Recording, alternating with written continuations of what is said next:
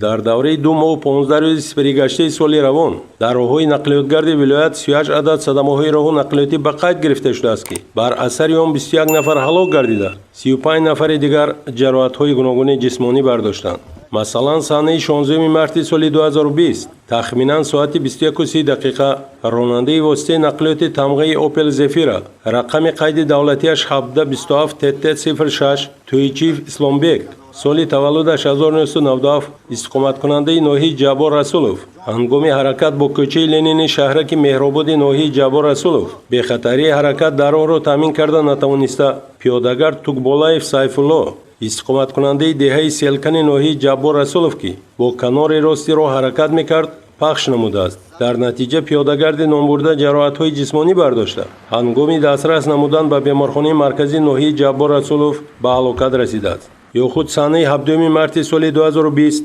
тахминан соатҳои 16:30 ронандаи воситаи нақлиёти тамғаи Opel Zafira рақами қайди давлатиаш 1823 СС01 ронандаи кироя Маҳмадризо Иброҳимов соли таваллудаш 1974 сокини ноҳияи Синои шаҳри Душанбе ҳангоми ҳаракат аз самти шаҳри Душанбе ба самти шаҳри Хуҷанд дар километри 191 шоҳроҳи Душанбе-Хуҷанд-Чаноқ дар ҳудуди ноҳияи Шаҳристон аз сабаби баланд намудани суръати ҳаракати воситаи нақлиёт аз меъёри муқаррар кардашуда аз ӯҳдаи идораи воситаи нақлиёт набаромада ба муқобили самти ҳаракати роҳ баромада ба воситаи нақлиёти боркаши тамғаи даф рақами қайди давлатиаш 3400 ВК03 таҳти идораи ронанда Меҳрубон Бозоров соли таваллудаш 1984 сокини шаҳри Бохтар ки ба самти шаҳри Душанбе бо роҳи худ ҳаракат менамуд бархӯрда ба фалокати роҳу нақлиётӣ дучор шудааст. бар асари садамаи мазкур худи ронандаи воситаи нақлиёти тамғаи Opel Zafira Маҳмадризо Иброҳимов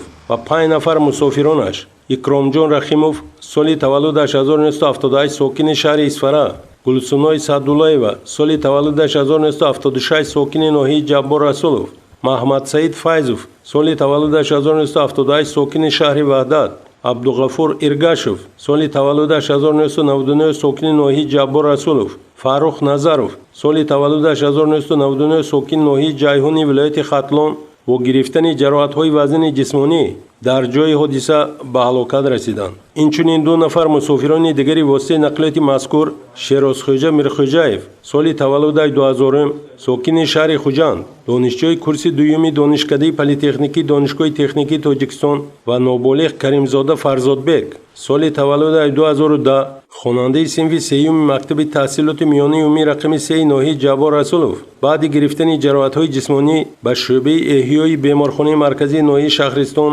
бистарӣ гардиданд. ана ин аст оқибати риоя накардан ба талаботи қоидаҳои ҳаракат дар роҳ махсусан бо суръати баланд идора намудани воситаи нақлиёт ки сабабгори ба ҳалокат расидани одамон гардида чандин оилаҳо падару модар ва фарзандони худро аз даст доданд. бинобар ин ҳар як ронандаи воситаи нақлиёт аз ин садамаҳои нақлиётии ҳалокатовар хулосаи зарурӣ бароварда ҳангоми ҳаракат дар роҳҳо бо диққату эҳтиёткор бошанд ва ба қоидаҳои ҳаракат дар роҳ қатъиан риоя намоянд. беҳуда намегӯянд ки илоҷи воқеа пеш аз вуқӯъ аст.